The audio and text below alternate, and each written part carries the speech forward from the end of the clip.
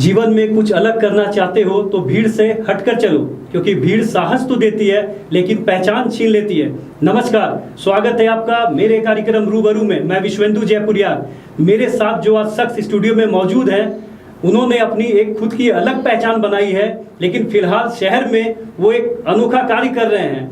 ये oral and dental surgeon हैं, लेकिन बच्चों के भविष्य को गढ़ रहे हैं बिल्कुल नए तरीके से। इन्होंने एक कोचिंग की शुरुआत की है। तो आइए डॉक्टर जिशांत खान से बात करते हैं और समझते हैं कि आखिर इन्होंने ये नया चैलेंज क्यों लिया लाइफ में। डॉक्टर साहब, आपका स्वागत है। सबसे पहले जानना चाहेंगे डॉक्टर साहब, आप मूलतः कहाँ के रहने वाले हैं और आपकी पढ़ाई लिखाई सारी कहाँ से हुई? नेटिवली मैं हज़ारीबाग को बिलोंग करता हूँ। मेरी इनिशियल पढ़ाई लिखाई सब हज़ारीबाग में ही हुई है। क्लास 10 तक हज़ारीबाग सेंट ज़ेवियर स्कूल से मेरी क्लास 10 तक की पढ़ाई हुई है। उसके आगे फिर 2 साल की पढ़ाई मेरी कोटा में हुई है और फिर मेरा ग्रेजुएशन दिल्ली से हुआ है, जहाँ पे मैंने bachelor of dental surgery complete किया। उसके बाद फिर 3 साल की पोस्ट ग्रेजुएशन लखनऊ से हुई है। आपका एक जो प्रैक्टिस है वो बहुत अच्छा चल रहा है। शहर के नामी गिरामी डेंटल सर्जन में अब आप गिने जाते हैं, पर आपने एक नया शौक बिल्कुल दिखाया है। बच्चों को भविष्य को आप गढ़ रहे हैं, आपने एक कोचिंग इंस्टीट्यूट की शुरुआत की है। तो ये शौक अचानक से कैसे? क्योंकि मैंने आज तक कभी किसी डॉक्टर को ऐसा करते नहीं देखा है। एक्चुअली सर क्या है कि एजुकेशन एक पिलर होता है। एक आम कहावत है कि अगर घर में एक बच्चा भी पढ़ लिख जाता है तो पूरे फैमिली का फ्यूचर, भविष्य पूरी तरह से चेंज हो जाता है। एजुकेशन एक नीड है सोसाइटी की, पर्टिकुलरली चूँकि मैं इस मेडिकल फील्ड से जुड़ा हुआ हूँ, तो इस चीज़ की ज़रूरत बहुत इंटेंसली महसूस होती है हमारी सोसाइटी में कि नंबर ऑफ़ डॉक्टर्स की बहुत स्कैरसिटी है। तो एजुकेशन इन जनरल तो ज़रूरी ऑब्वियसली है ही, बट पर्टिकुलरली हम लोगों ने जो शुरुआत की है दैट इज़ फोकस्ड कि हम लोग मेडिकल की प्रिपरेशन बच्चों को करा पाएँ, कि वो मेडिकल कॉलेजेस में पहुंच पाएँ और सोसाइटी को एक सर्विस दी जा पाए। ये एक ऐसा फील्ड है जिसमें आपको बहुत कुछ करने का मौका मिलता है। आपने समाज से जो कुछ लिया है, सोसाइटी ने जो कुछ आपको दिया है, आपको रिटर्न बैक करने की एक बहुत स्ट्रॉन्ग अपॉर्चुनिटी होती है। आप सर्विस कर पाते हैं लोगों की। डेफिनेटली जब एजुकेशन होती है तो इस चीज़ का तो ख्याल रहता ही है at the back of mind parents के, स्टूडेंट्स के, कि हम जो भी प्रोफेशन अडॉप्ट करेंगे उसमें एक अच्छा फिनेंशियल फैक्टर रहेगा, हम कुछ अच्छा कमा पाएंगे, कुछ अपने से खुद से हम अगर सेल्फ डिपेंडेंट रहेंगे तो दूसरों की मदद कर पाएंगे। तो ये जो मेडिकल फील्ड है इसमें दोनों अपॉर्चुनिटी बहुत अच्छी हो पाती है। तो इस एस्पेक्ट से ही हम लोगों ने मेडिकल की प्रिपरेशन के लिए एक नया सेंटर शुरू किया है हज़ारीबाग में। और जैसा आपने कहा कि इस चीज़ की शौक़ आपको के पढ़ाने से रिलेटेड फैक्टर जो है, डेफिनेटली सर जो क्रक्स है वो ये है कि एजुकेशन के बगैर एक किसी भी फैमिली को जो लोग बिलोंग करते हैं ना, वो एक राइज अचीव करने के लिए एजुकेशन इकलौता हथियार, इकलौता वेपन आप कंसिडर कर सकते हैं। एक फैमिली में बच्चे अगर बहुत अच्छे से एजुकेटेड हो जाते हैं तो कई पीढ़ियाँ तब्दील हो जाती हैं, परिवर्तित हो जाती हैं। तो डेफिनेटली एजुकेशन की रिक्वायरमेंट है हमारे सोसाइटी को। इसी परव्यू से एक थोड़ा वक्त अगर अपने प्रोफेशन से अलग करके आप बच्चों को एजुकेट करने के लिए देते हैं, जो बहुत हद तक पॉसिबल हो पाता है, उतना टाइम मैनेज कर लिया जा सकता है। तो इसी सोच के साथ इस एजुकेशन के फैक्टर को हम लोगों ने शुरू किया है और उस पर मेहनत की जा रही है कि आने वाले टाइम में एक अच्छा आउटकम उससे विजिबल हो पाए। डॉक्टर साहब, जानना चाहते हैं कि बिहार झारखंड के बहुत सारे बच्चे कोटा जाके कोचिंग करते हैं। बहुत सारे इसी फील्ड के बच्चे हैं जो असफलता मिलने पर आत्महत्या भी कर लेते हैं। आपने एक बहुत ही नोबेल कार्य किया है कि हज़ारीबाग में एक बेहतर सुविधा देने की कोशिश की है मेडिकल की तैयारी के लिए। तो दर्शकों को बताएं कि ये कैसे अलग है और सब इंस्टीट्यूट से। सर हमारे सेंटर पे, हमारे इंस्टीट्यूट पे जो फोकस है ना, वो इस बात पे ज़्यादा है कि हम लोग ज़रूरतमंद बच्चों को एजुकेशन प्रोवाइड कर पाएँ, जिनके पास फिनेंशियल स्ट्रेंथ है, जो बच्चे ऐसी फैमिली को बिलोंग करते हैं जो कोटा दिल्ली का ख़र्च उठा सकते हैं। डेफिनेटली वो बाहर जा कर के भी एजुकेशन हासिल करते आए हैं और कर रहे हैं। बट ऐसे परिवार को बिलोंग करने वाले बच्चे जो कई लाखों का खर्चा होता है, बाहर बच्चे पढ़ने के लिए जाते हैं, IIT JEE का हो या फिर मेडिकल एंट्रेंस का एग्ज़ाम हो, तो हम लोग उनको वो सारी फैसिलिटी और उस स्टैंडर्ड की फैसिलिटी एक एक्सट्रीमली नॉमिनल कॉस्ट पे यहाँ पे प्रोवाइड करने की कोशिश कर रहे हैं। हमारी जो टीम है उसमें बहुत से डॉक्टर्स हैं, चूँकि हमारा सेंटर स्पेसिफिकली मेडिकल सेंट्रिक है। तो हमारे पास बहुत सारे डॉक्टर्स हैं, बहुत सारे एक्सपर्ट टीचर्स हैं, पर्टिकुलरली वो लोग जो दिन भर हॉस्पिटल और नर्सिंग होम में प्रैक्टिस करते हैं और शाम में थोड़ा वक्त निकाल पाते हैं बच्चों के लिए। तो ये मकसद ही वेलफेयर है। आपने पॉइंट बताया कि बहुत सारे बच्चे नाकाम होकर सुसाइड करते हैं, ये सारी चीज़ें हैं। इसके लिए ये जो एज होता है जब बच्चे क्लास 10th के बाद या 12th के बाद प्रिपरेशन कर रहे होते हैं ना, ये बहुत एक टेंडर एज होता है। इसमें एक बहुत अच्छी गाइडेंस, एक बहुत प्रॉपर काउंसलिंग बच्चों को बहुत ज़रूरी होती है। फेलियर तो हर फील्ड में होता है, हर तरह से हर किसी भी फील्ड में कामयाबी नाकामी दोनों एस्पेक्ट रहता है ना। तो एजुकेशन, एकेडमिक एजुकेशन के अलावा लाइक एक मोरल स्ट्रेंथ प्रोवाइड करना बच्चों को, ये बहुत ज़रूरी चीज़ हो जाती है। और एजुकेशन एक ऐसा फैक्टर जो कभी वेस्ट नहीं जा सकता है, इस चीज़ को समझने की ज़रूरत है पेरेंट्स को भी, बच्चों को भी। तो जो इस तरह का स्टेप उठा पाते हैं वो एक्सट्रीम, मतलब बहुत ज़्यादा डिप्रेशन का फैक्टर रहता है। डिप्रेशन एक ऐसी चीज़ है जो काउंसलिंग, एक प्रॉपर गाइडेंस से उसको ओवरकम किया जा सकता है। तो इन चीज़ों पे भी स्पेसिफिक ध्यान दिया जाता है कि उस एज के बच्चों को ऐसा फील नहीं हो बहुत ज़्यादा कि लाइक अगर नाकामी होती है फॉर एनी रीज़न तो वो ऐसा एक्सट्रीम स्टेप उठाए। ये एकदम पैरेलल गाइडेंस चलते रहना चाहिए एकेडमिक के साथ साथ, एक प्रॉपर मोटिवेशनल। डॉक्टर साहब, आप क्लास 8 से बच्चों का एडमिशन ले रहे हैं, क्लास 8 to 12 आप उनको पढ़ा के मेडिकल के लिए तैयार करेंगे। वो पैकेज क्या है, वो स्टडी मटेरियल क्या आप दे रहे हैं, कैसे किस तरह से वो तैयारी पूरी करवा रहे हैं वो? हम लोगों ने सर ये बहुत इनिशियल स्टेज से एक्चुअली 8वीं क्लास 9th से लेकर के 12th तक का सिस्टम रखा है। इसका रीज़न ये है कि क्लास 9th से लेकर के 12th तक ये जो 4 साल का वक्त है ना, इसको एक लाइफ का पिलर कंसिडर किया जाता है। ये 4 पिलर है जिस पे पूरी बिल्डिंग खड़ी होती है। तो ये चारों पिलर इक्वली मजबूत होना ज़रूरी होता है। अगर 9th और 10th के बाद बच्चे सीधा 11th में आपके पास आते हैं या 12th कंप्लीट करने के बाद आपके पास आते हैं और उनका बेस बहुत स्ट्रांग नहीं रह पाता है, तो फिर थोड़ा मुश्किल हो पाता है कि 1 साल के लिमिटेड स्पैन ऑफ टाइम में उनको कितना प्रिपेयर कर पाएंगे, क्योंकि जो गोल या टारगेट है वो बहुत बड़ा है। वो medical entrance all India level पे होता है। अब बेसिक इन्फॉर्मेशन के लिए मैं बता दूं कि तकरीबन 15 से 16 लाख बच्चे हर साल नीट एंट्रेंस एग्ज़ाम में अपीयर होते हैं, जिनमें सक्सेसफुल गवर्नमेंट कॉलेज पहुंच पाने का रेशियो तकरीबन अराउंड 30,000 के आसपास होता है। तो ये जो परसेंटेज है ना, ये बहुत लिमिटेड है। तो इस मुश्किल एग्ज़ाम को क्वालिफाई करने के लिए बेस बहुत मजबूत होना चाहिए।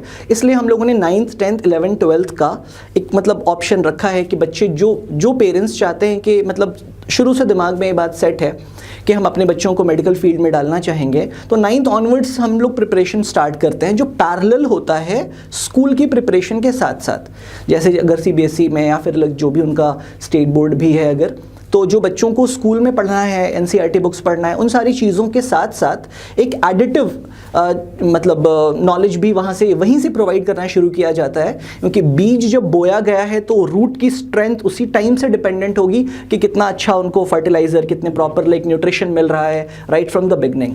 स्टडी मटेरियल्स हम लोग खुद से क्रिएट करते हैं, जो मल्टीपल अलग अलग जो ऑथर्स हैं, अच्छी अच्छी जो बुक्स अवेलेबल होते हैं, उनका कंपाइलेशन होता है ताकि उनको बहुत ज़्यादा फिर डिपेंडेंट नहीं रहना पड़े। बेसिक बुक NCERT डेफिनेटली होगा, बट अलॉन्ग विद दैट हमारा सेल्फ प्रिपेयर्ड एक मतलब अच्छी टीम, एक्सपर्ट टीम के द्वारा बनाया गया क्वेश्चन बैंक होता है, स्टडी पैकेजेस होते हैं, प्रीवियस ईयर्स के क्वेश्चंस का कंपाइलेशन होता है, जो हेल्प करता है बच्चों को। सारी चीज़ें इकट्ठी एक जगह मिल पाती हैं तो उसका आउटकम भी थोड़ा बेहतर रहता है। और इसी फोकस से हम लोगों ने इसको शुरू बिल्कुल बेसिक से स्टार्ट करने का प्रयास किया है कि 9th, 10th, 11th, 12th ये 4 साल अगर मिल जाता है ना बहुत अच्छे से बच्चों को, तो 12th के बाद चूँकि वो एलिजिबल होते हैं नीट में अपीयर होने के लिए, तो ये कोशिश हो कि फर्स्ट अटेम्प्ट में ही वो बहुत अच्छा परफॉर्मेंस कर पाए। बिल्कुल। डॉक्टर साहब, आपने बताया कि यहाँ इस कोचिंग इंस्टीट्यूट में पढ़ाने के लिए टीम ऑफ डॉक्टर्स है आपके पास। जी जी जी। तो कोई ऐसा एक्सपर्ट फैकल्टी भी आप लेकर आए हैं जिनको इसकी जानकारी हो कि बच्चों को कैसे तैयारी करवाई जाती है? डेफिनेटली सर, हमारे पास जो भी मतलब बाहर से जो टीचर्स हैं ना, वो एक्सपीरियंस टीचर्स हैं, लाइक 10 साल का, 8 साल का, 12 साल का एक्सपीरियंस है उनको। हमारी कई फैकल्टी टीम है जो काफ़ी वक्त से इसी प्रोसेस में लगी हुई थी, बट वो स्मॉल स्केल पे लगे हुए थे, कोई किसी दूसरे ऑर्गेनाइजेशन से कनेक्टेड थे। तो ये कोशिश की गई है कि हमारे शहर में भी वो सारी चीज़ें उसी स्टैंडर्ड से प्रोवाइड हो पाएँ। इसके लिए हम लोगों ने पटना से, रांची से कुछ टीचर्स को हज़ारीबाग में मतलब लाने की कोशिश की गई है और बच्चों को उस स्टैंडर्ड की प्रिपरेशन यहाँ मिल पाए।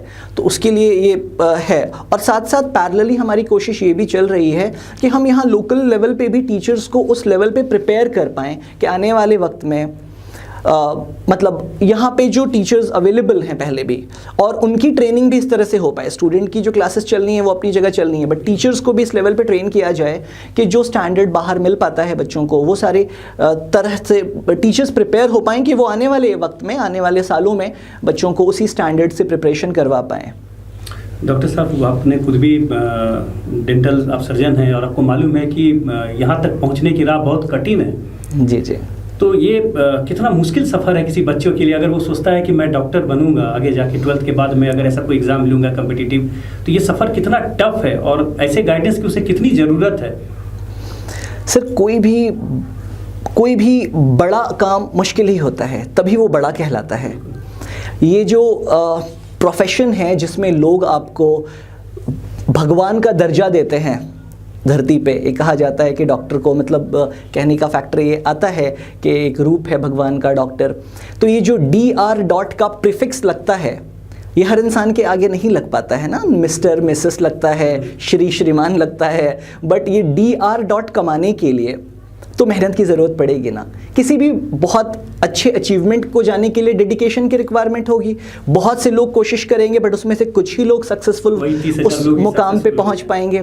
तो ये बात बैक ऑफ माइंड बच्चों के हमेशा रहेगी कि अगर हमको कुछ उस पोजीशन पे पहुंचना है, उस मुकाम को हासिल करना है, तो मुझे डेडिकेशन की ज़रूरत है। और डेडिकेशन ये कुछ सालों का ही तो है।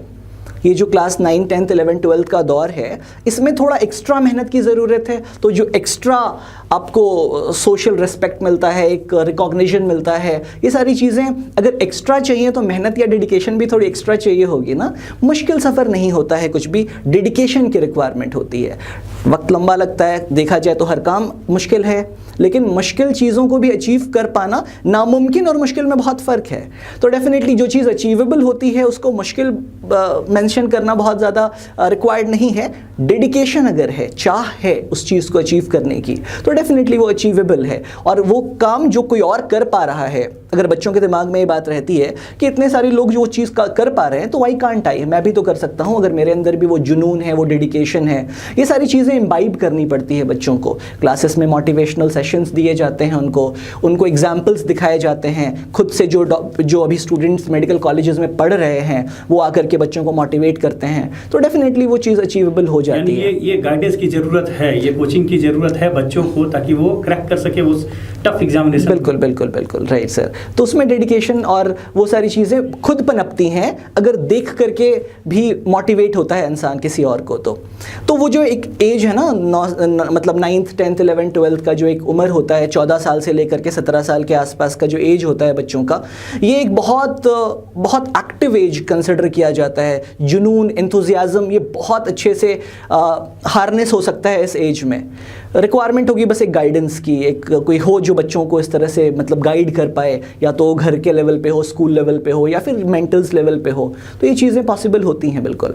कोटा ने जो कंसेप्ट लाया ये मेडिकल कोचिंग का, बहुत टफ, पहले इंट्रेंस एग्जामिनेशन वो लेते हैं, जी, उसके बाद ही वो एडमिशन्स लेते हैं वहाँ पे। उसके बाद वो बीच बीच में टेस्ट भी लेते हैं जिसमें बच्चों को बहुत डिप्रेशन हो जाता है। तो मैं आपसे जानना चाहता हूँ, आपने कोचिंग खोला है और अभी आपके भी एक ध्येय होगा कि मैं इसको नीचे से ऊपर तक पहुंचा दूं, लोग जाने, कम से कम नहीं तो स्टेट में लोग जाने कि हजारीबाग में कोई एक ऐसा कोचिंग चल रहा है जहाँ टीम ऑफ डॉक्टर्स है, डॉक्टर जिशान खान उसको लीड कर रहे हैं। आपकी भी एक चाहत होगी, तो मैं जानना चाहता हूँ कि कितना बर्डन आप देंगे स्टूडेंट्स को, ये बर्डन होगा या फिर बहुत ईजी गो में ये पूरी पढ़ाई होगी? नहीं सर, बर्डनस नहीं है। पढ़ाई अगर बहुत अच्छा लगने लग जाता है तो मज़ा आने लगता है। किसी भी काम को बर्डनस कंसिडर करने पे वो बर्डन लगता है। अगर कोई भी काम करने में मतलब एन्जॉयमेंट होना लग जाए, बच्चों को मज़ा आने लग जाएगा, तो फिर वो बर्डन बिल्कुल नहीं रहता है। कोई क्वेश्चन है फिज़िक्स का, अगर नहीं बन रहा है वो सवाल, तो डेफिनेटली वो बर्डन है।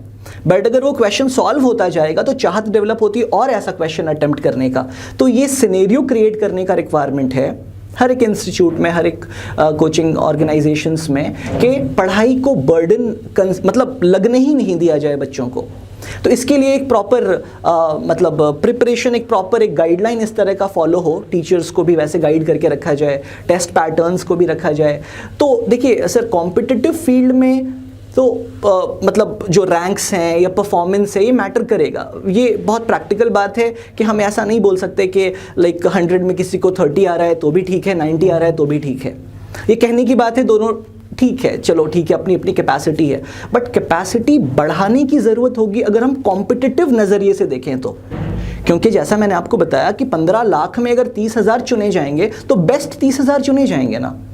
बट प्रोसेस को इस तरह से फ्रेंडली बनाया जाए ताकि वो बर्डनस नहीं लगे, और उन सारी चीज़ों का निचोड़ ये है कि पढ़ने में मज़ा आना चाहिए। वो सिस्टम आप ऐसा लाएं, आपके पास डिजिटल प्लेटफॉर्म्स हों, चीज़ों को एनिमेशन के तौर पे बच्चों को समझाया जाए, एग्जाम्पल्स के तौर पे समझाया जाए, सिर्फ किताबी कीड़ा नहीं बनाया जाए, प्रैक्टिकली चीज़ों को थोड़ा समझाया जाए बच्चों को, तो फिर उनको मज़ा आए।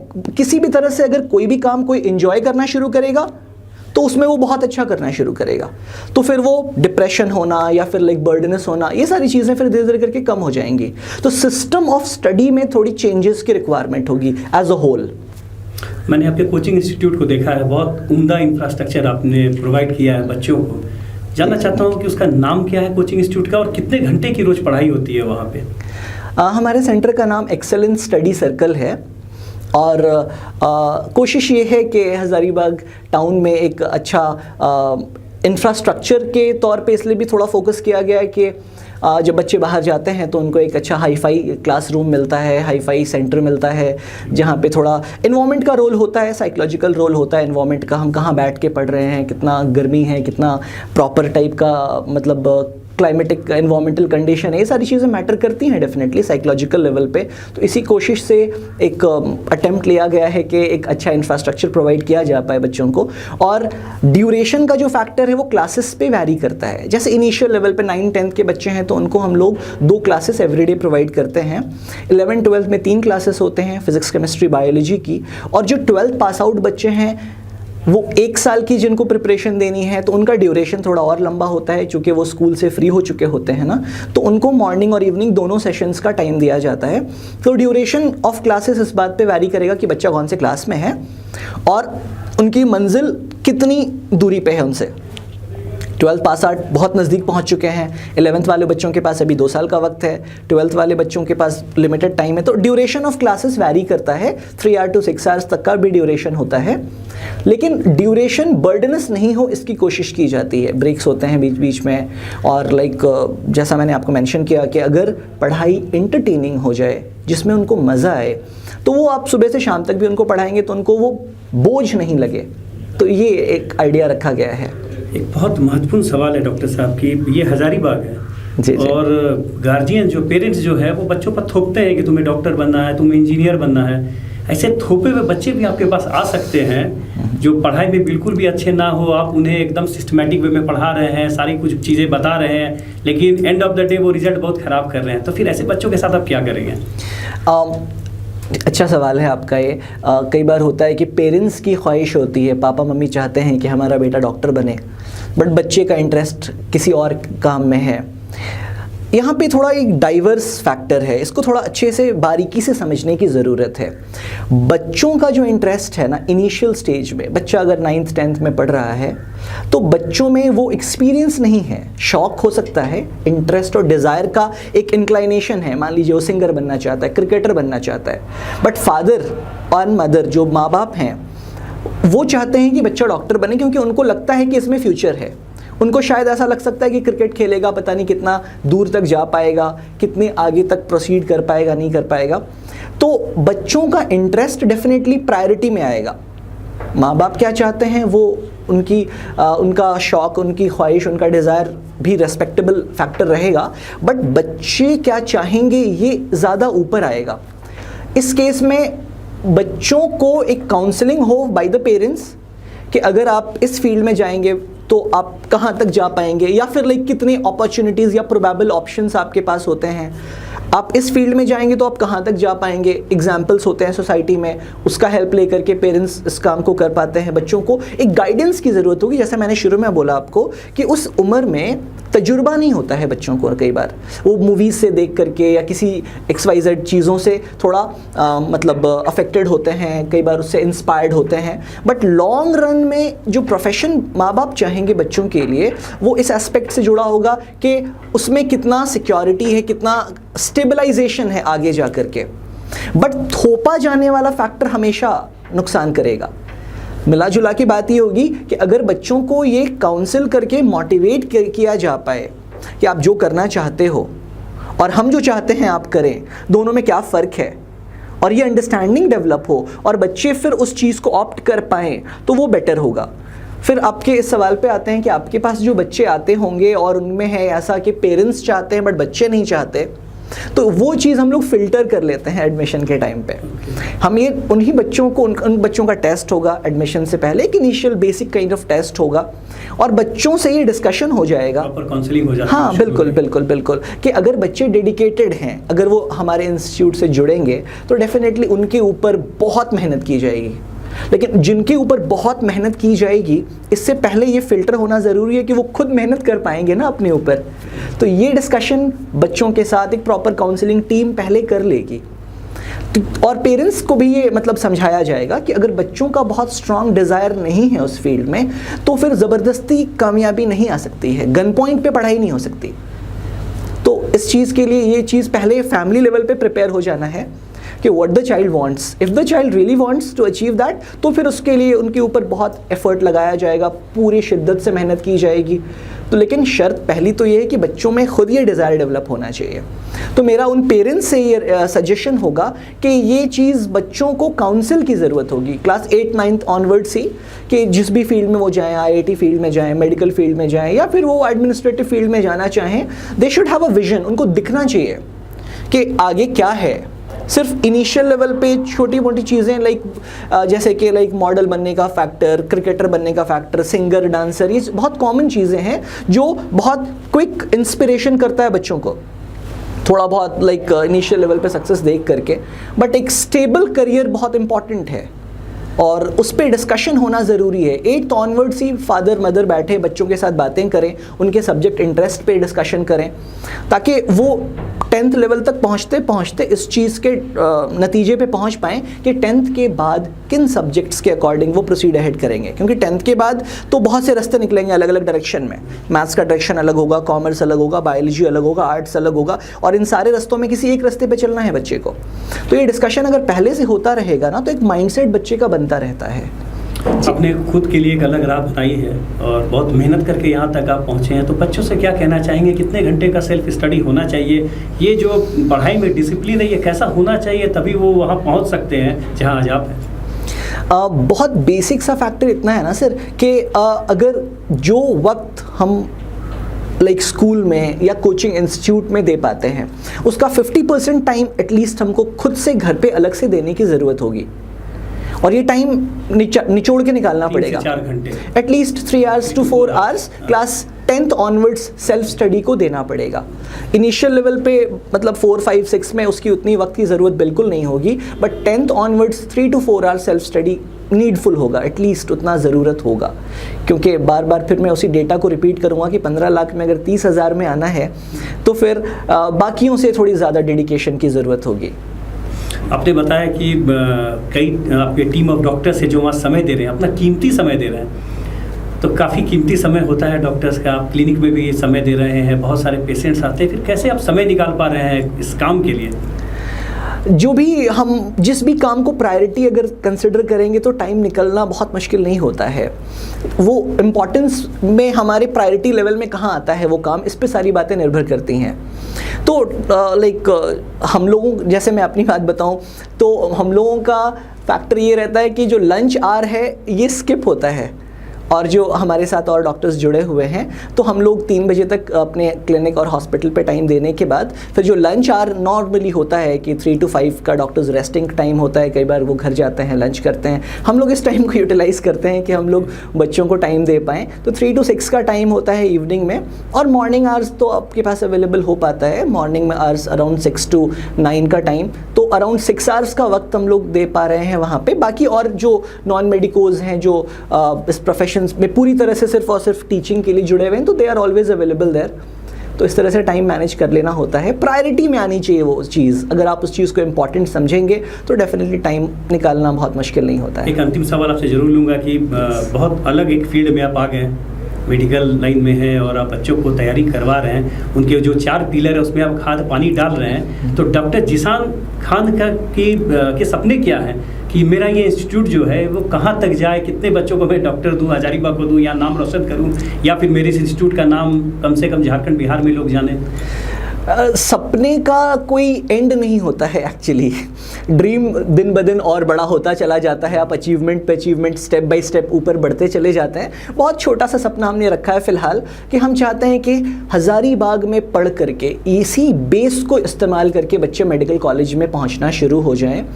बस ये छोटा सा टारगेट हमने शुरू किया है, किसी नंबर पे कोई फोकस वैसा है नहीं, बट वो बच्चे जो बाहर जा कर के खर्च नहीं अफोर्ड कर सकते थे, रिक्शा पुलर के बच्चे हों, मज़दूर के बच्चे हों, जो बहुत फिनेंशियली बैकवर्ड फैमिलीज़ को बिलोंग करते हैं, रूरल रीजन में रहते हैं, जिनमें कैपेसिटी और कैपेबिलिटी है लेकिन एक्सपोजर नहीं मिल पाता है उनको, हम उनको वहाँ से लेकर के आए यहाँ। मतलब जो पेरिफेरी है हमारे टाउन का पेरिफेरी, रिजर्व किया आपने कि 25% बिल्कुल बिल्कुल बच्चे बिल्कुल रहेंगे, बिल्कुल वैसा बिल्कुल कुछ हाँ किया? हाँ बिल्कुल बिल्कुल 40% हमने रिजर्व किया है।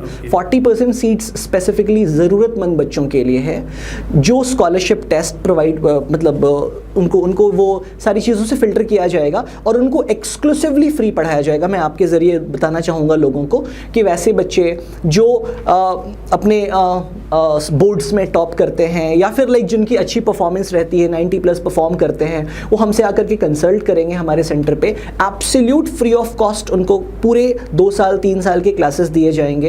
एब्सोल्यूट मतलब एब्सोल्यूट फ्री, मैं इस पर एम्फेसाइज करूँगा, जिनमें उनको स्टडी मटेरियल्स, किट, सारी चीज़ें जो ज़रूरतमंद जो भी ज़रूरत की चीज़ें हैं बच्चों के पढ़ाई के लिए, उनके डेस्टिनेशन को पहुँचने के लिए, वो सारी चीज़ें प्रोवाइड की जाएंगी। और हम एक एग्जाम्पल सेट करना चाहते हैं कि लाइक एजुकेशन खर्चीला नहीं हो, एजुकेशन अफोर्डेबल हो, एजुकेशन हर लोग हासिल कर सकें।